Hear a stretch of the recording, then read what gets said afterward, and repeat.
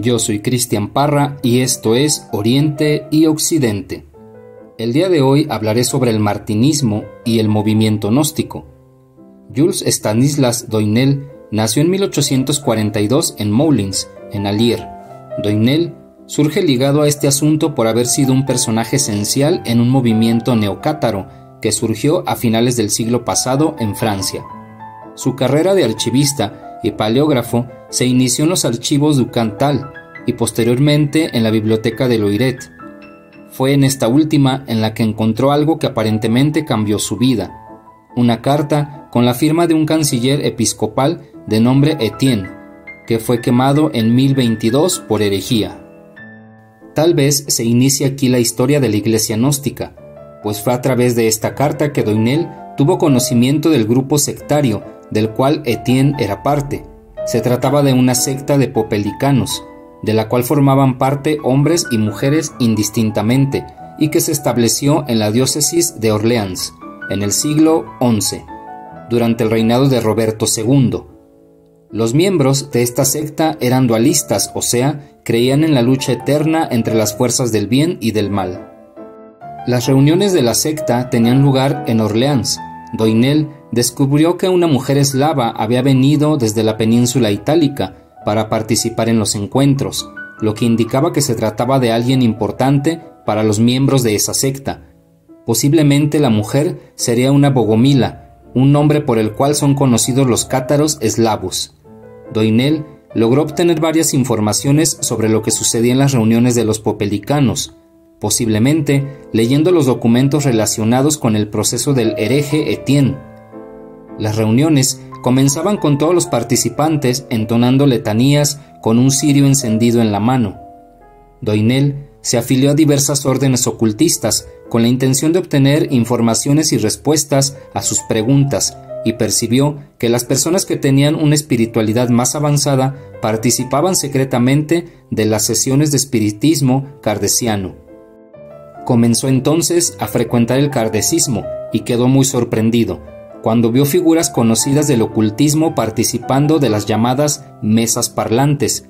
Comienza entonces a dedicarse a su desarrollo mediúmnico, siempre con el objetivo de obtener respuestas para su intrigante manuscrito. Fue allí que en una determinada sesión, en presencia de varios espíritas conocidísimos, 7 entidades espirituales se manifestaron en la sesión.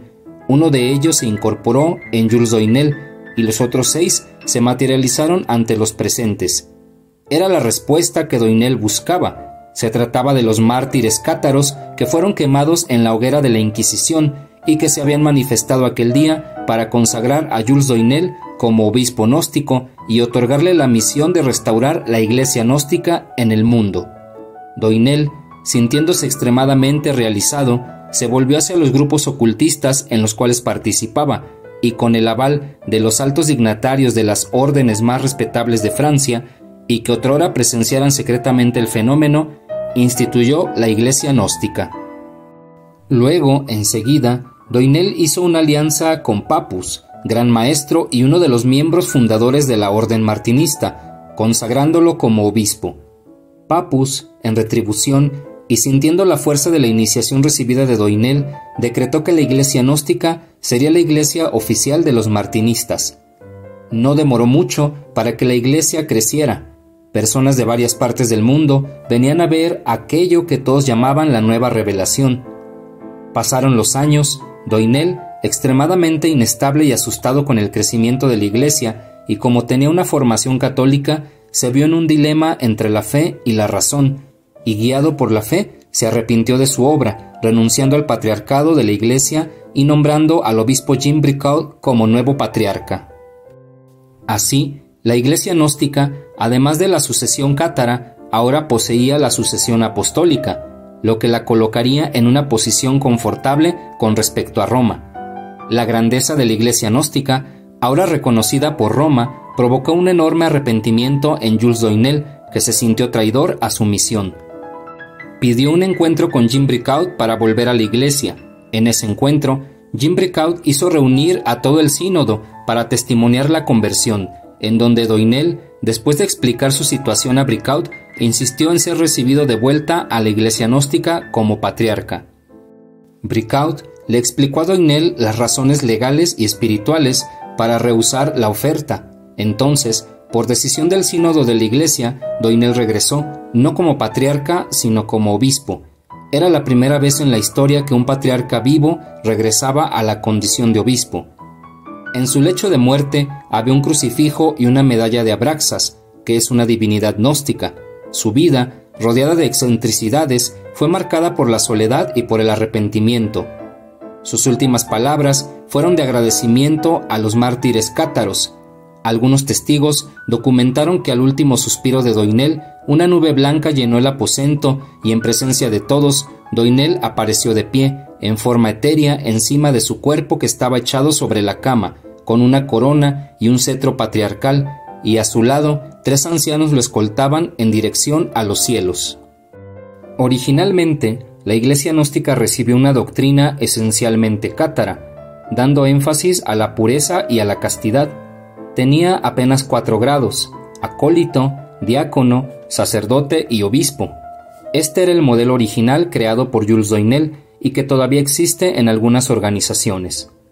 Posteriormente, el patriarca Jean Bricaut añadió 4 grados: tonsurado o clérigo, lector, exorcista y subdiácono, formando 8 grados en total.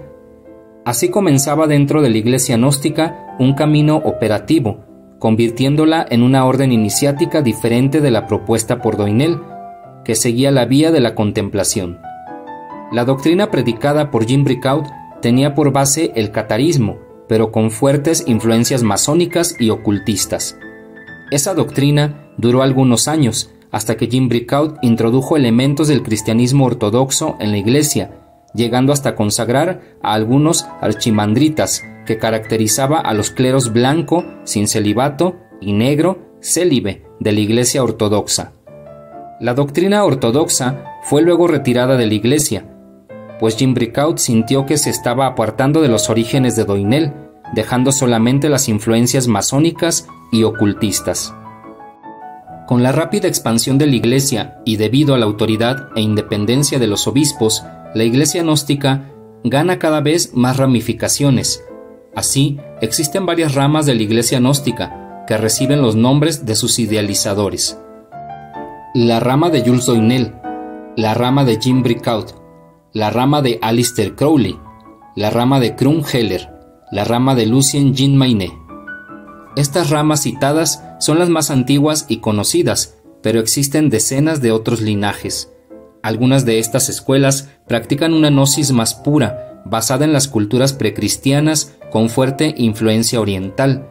Otras escuelas practican una gnosis con fuertes influencias judio-cristiano-islámicas.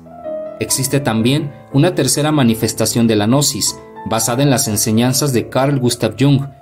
Esta escuela basa su gnosis en la psicología, dando énfasis a la interpretación de las reacciones psicológicas del hombre y su relación con el universo. En esa rama no existe clero ni sistema de grados, siendo apenas una metodología de trabajo interior. Un punto común a todas estas escuelas es la Gran Virgen de la Gnosis, Sofía, que es de hecho la gran manifestación egregórica de la Gnosis.